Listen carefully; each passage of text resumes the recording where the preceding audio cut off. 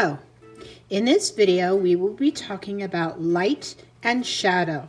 More specifically, how light and shadow hits on our subject matter, an apple. For this project, you will need a 6" by 6" piece of paper. This is off-white construction paper. Manila paper would also work as well. Pencil with an eraser, permanent black marker. This is a Sharpie fine point. Oil pastels, baby oil, and a Q-tip. Before we begin with our art project, let's take a look of a real apple and a real light source and see how a shadow is made with those objects. Notice light shined on an apple sitting on this flat surface. Notice how the shadow changes direction based on where the light is shining. Notice when there is light shining on the apple, it kind of makes a white shiny spot on that apple. Notice the highlight, or that bright shiny spot, is always on the opposite direction of the shadow.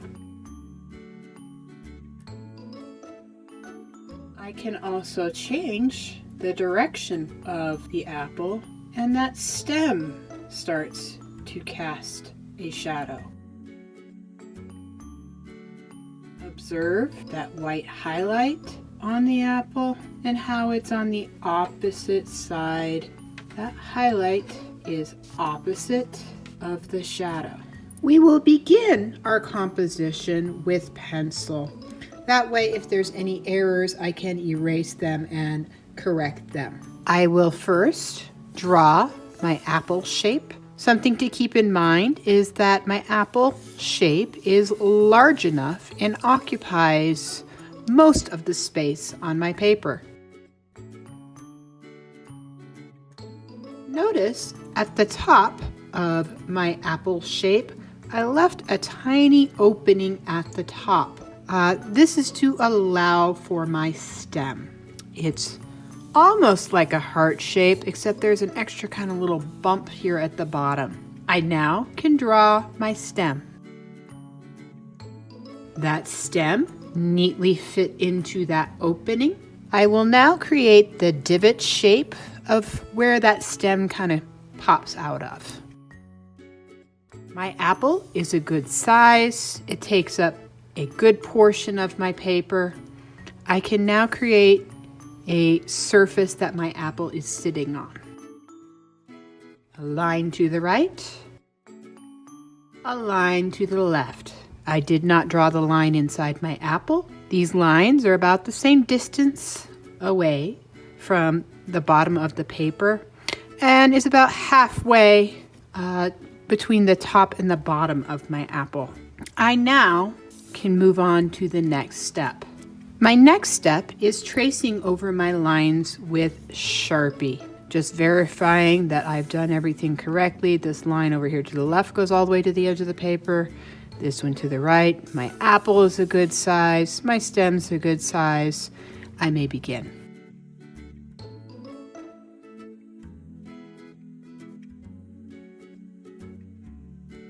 I carefully trace my pencil line like a train on a train track, followed only the line that I had previously made. I'm now ready to move on to the next step of this project. Before beginning, you need to make a decision. Do you want a red apple or a green apple? Kind of like a Granny Smith. For that decision, you will need to choose either a light green or the color red. When coloring with my oil pastel, it is important to keep in mind that if you have long sleeves, you scrunch them up so you don't get them on your clothes. This will be messy. And that you have coloring strategies so you stay within inside your lines. Right here, I am tracing the inside perimeter of my apple first to make sure I stay inside those lines.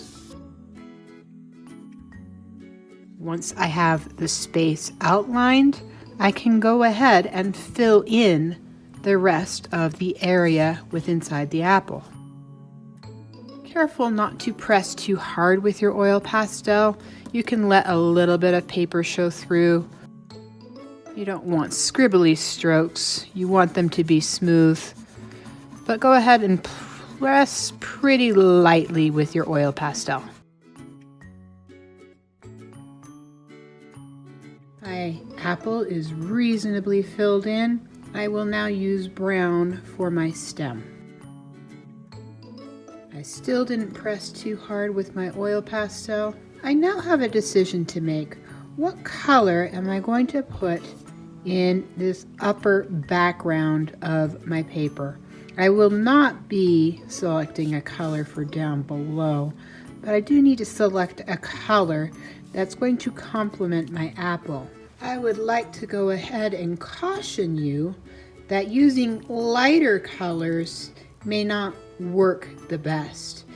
It is a better idea to pick a darker color, especially when it comes time for our blending with the baby oil. This dark green is dark enough shade that I think this will work very well in my background.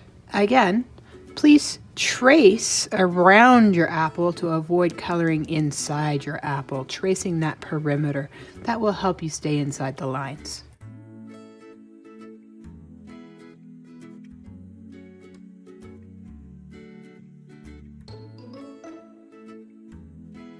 The background is filled in sufficiently.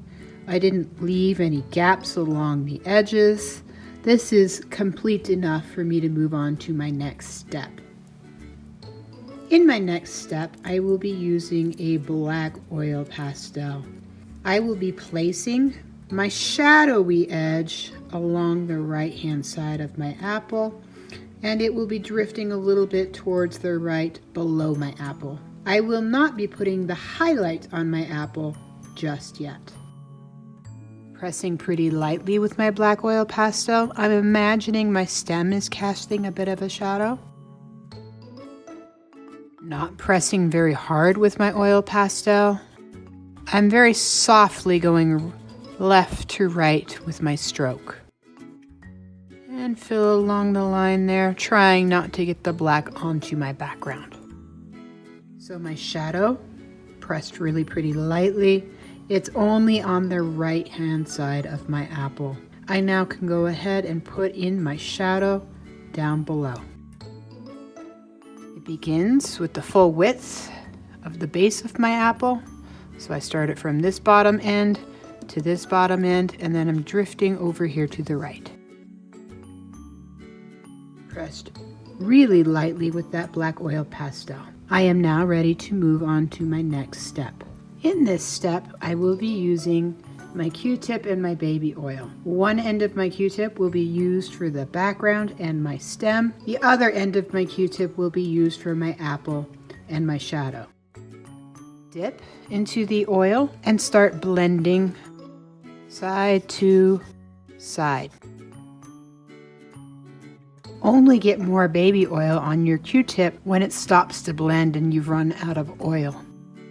You don't want to oversaturate your paper or get it too soggy with the baby oil.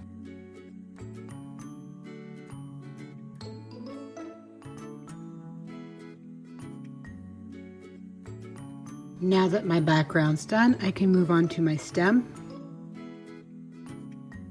For the apple, I'm switching to the other end of my Q-tip. I will be saving the black portion for last.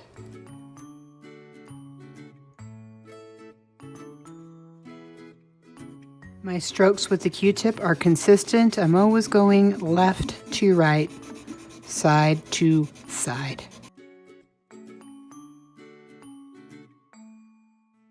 I have now finished with the red of my apple. I can now move on to that shadow. Notice I kind of stopped short before I went to that shadow. Still, I will be doing that left to right stroke. Trying to stay inside my line and not get this pigment or color in my background. I will now take my Q-tip and start blending side to side the bottom shadow on the table.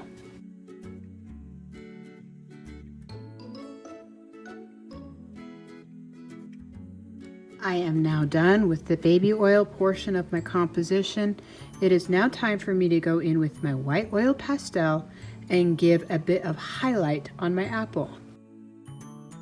I underline that little divot with my oil pastel, moving left to right, and I will be taking my white and going on the opposite side of my shadow with that white. I'm not going to be coloring side to side, however, I am simply outlining.